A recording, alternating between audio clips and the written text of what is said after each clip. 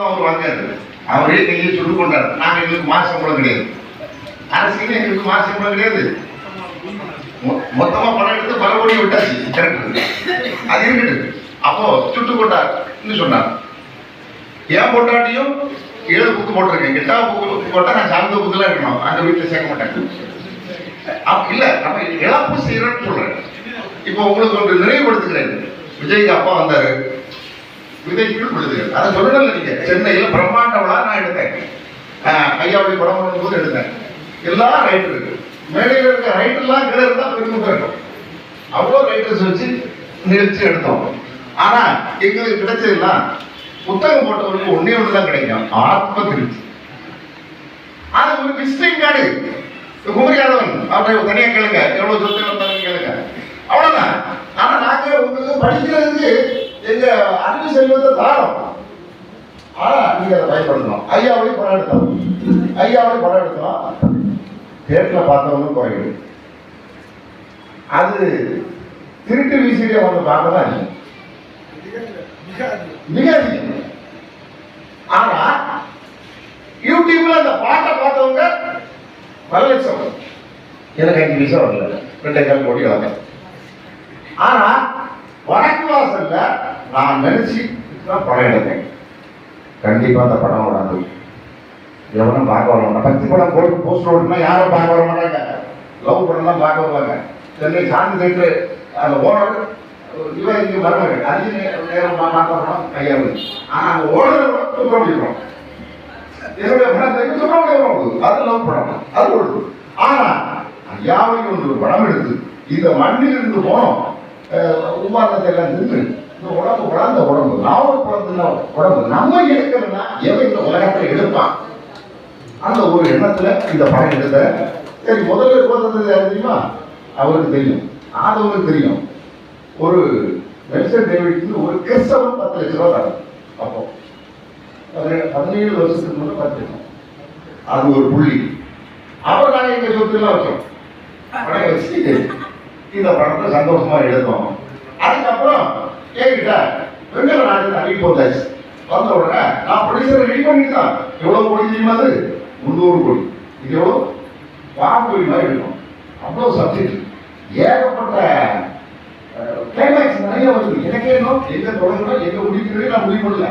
எந்த விவாத கூட்டம் வெங்கடராஜனுக்கு ஆரம்பிக்கல, அது சினிமா டிஸ்கஷன் பிறகு ஆளை கொண்டு வந்து அப்புறம் தீவிரம் உள்ள வச்சு அப்புறம் இங்க இதை தெரிஞ்சவங்க எல்லாம் பேசி அவர் அடியாளர் வந்து ஒரு பேராசிரியர் அம்மாவுக்கு ரெக்கமெண்ட் அந்த நம்பர் கொடுத்து பேச சொல்லி அந்த அம்மா என்ன பேசி பெரிய டீம் போட்டு சரியா பண்ணி இந்த படத்தை பெரிய வெற்றி படமா கொண்டு வரணுங்கிற ஒரு எண்ணத்துல என்னுடைய முயற்சி நடந்தேன்.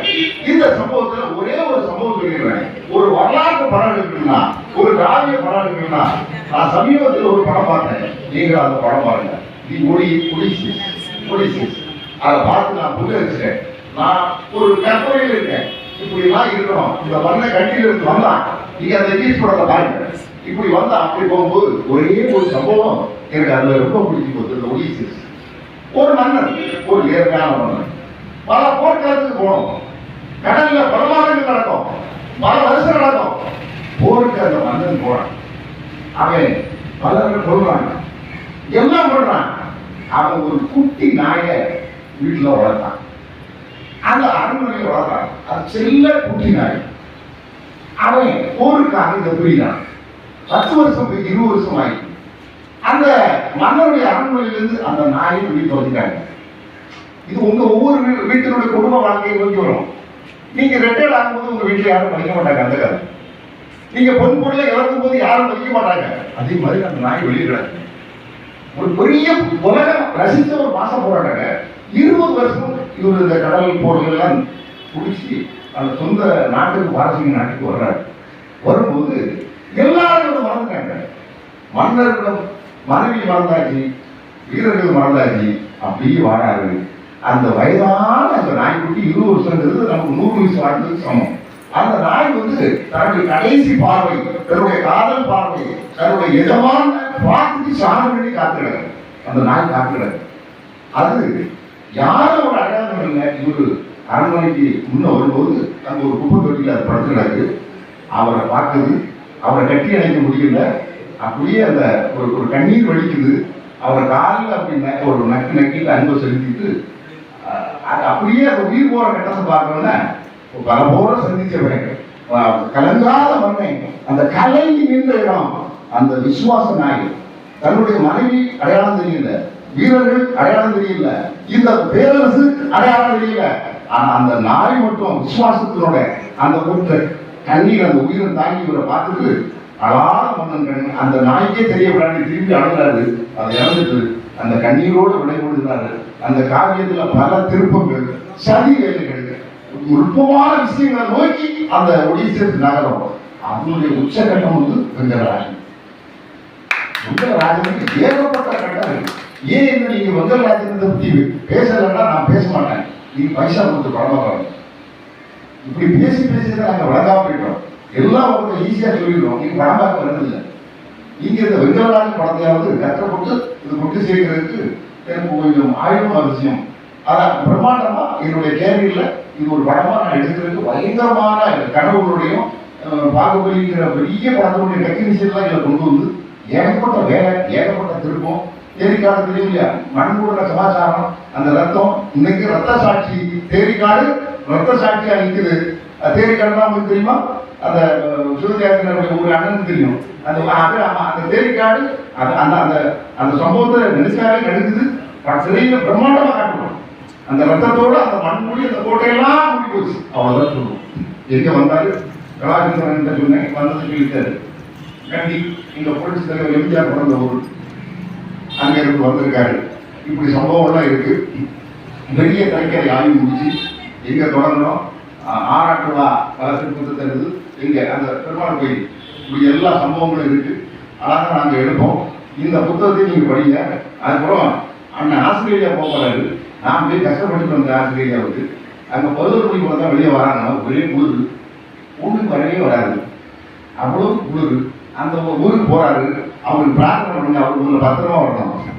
இந்த டிஸ்கஷன்ல வந்து காரணம் ஏன்னா அங்கே அப்படிதான் பயங்கர குளிர். ஒரு சிக்கன் வந்து செத்து, சிக்கன் இருக்குல்ல செத்து பல வருஷம் ஆகிருக்கு. இப்படி அந்த நாடு நமக்கெல்லாம் 5 நாள் தான் பாருங்க. அது போய் என்னால் இருக்க முடியாது. எனக்கு இந்த நம்ம காப்பி வேணும், மாம்பழம் காப்பி வேணும், மாம்பழம் மாமி வேணும். அது பார்க்குறீங்க, மாம்பழம் காப்பி, அப்புறம் எனக்கு அந்த சூழல் பாக்கி இந்த சென்னை இருப்பு வேணும். நம்ம மண்ணு அதுக்கு மேலே இந்த ஒவ்வொரு கடற்கரையும் ரசிப்போம். இந்த மண்ணை நேசிக்கிறார்கள். நீங்கள் ஒத்துழைப்பு தர வேண்டும். ஒத்துழைப்புங்கிறது படமாக வரணும். இது நூல், இந்த நூல் வந்து கண்டிப்பாக அது நிறைய இடத்துல போய் சேர்றதுக்கு அண்ணன் சொல்லியிருக்காரு. நான் நிறைய புத்தகம் வாங்கி கொள்வேன். அரசியல்வாதிகள் படித்தார்களோ படிக்கலையோ அண்ணன் தெரியும். எடப்பாடியாருக்கு அதிகம் புக்கு கொடுத்தோம் நான் தான் இன்னும் கொடுப்பேன். இந்த புக்கு எல்லாருக்கும் போய் சேரும். நான் பார்க்குற ஆளுக்கெல்லாம் ஒரு புத்தகம் கொடுக்க வழக்கம் உண்டு. அதனால இந்த புத்தகம் உங்களுக்கு வேணும், அது பிரச்சனை இல்லை. நீங்கள் வந்து சீக்கிரம் வரணும், டிஸ்கஷன் சீக்கிரம் ஆரம்பிக்கணும். ப்ரொடியூசர் இங்கே தான் இருக்காரு. அவர் வந்து இப்போ நான் வரல, அந்த டைமுக்கு என்ன சொன்னால் அப்போ வந்து ஒரு கூச்சம். அதனால் அதெல்லாம் நம்ம பண்ணி சாமி தோப்பில் ஒரு கெஸ்ட் ஹவுஸ் எடுத்து போட்டிருக்கோம். அதை சினிமாக்காரங்களுக்கு வசதியாக போட்டு இந்த பண்டில் டிஸ்கஷன் முடிக்கிறது வச்சுருக்கேன். ஏன்னா அப்போ தான் அண்ணன் வருவார், இல்லை வெளியூருக்கு வரமாட்டார். ஏன்னா அந்த டீமெல்லாம் கேட்டு உண்மையை நோக்கி அந்த திரைக்கு அமையணும். அதனால் ஒரு பெரிய நல்ல படமாக நான் கொஞ்சம் சேர்ப்பேன். அதுக்கப்புறம் தம்பி சொன்ன அந்த நிகழ்ச்சிக்கு வரும்போது சொன்னார், நான் மண்டபம்லாம் தாண்டி கல்யாணம் சொன்னார்ல முதல்ல சொல்லியிருந்தா மறப்போம். ஆனால் மண்டபம் இருந்தாலும் இந்த மண்டில் நடந்தது ஒரு சிறப்பு. அப்புறம் அதிகாரம்னாலும் ரொம்ப நாள் வருஷம் பல வருஷம் கழிச்சு அந்த அந்த நாய்க்குட்டி தான் பல வருஷம் கழிச்சாலும் நீங்கள் நன்றி செலுத்துங்கள். உங்களை நேசிக்கிறவங்க மறக்காதீங்க. திருப்பி எல்லாரும் ஒழுங்காக பார்க்கணும். பல வருஷங்களுக்கு நம்ம கூட பார்க்குறோம். அந்த சந்திப்பு நடக்கணும். இன்னும் அந்த படங்கள் பெரிய வெற்றி பெறும். எல்லாரும் டீம் போட்டு நம்ம பண்ணுவோம். அவர்கள் இந்த சப்ஜெக்டை பேசுவார்கள். நன்றி, வணக்கம்.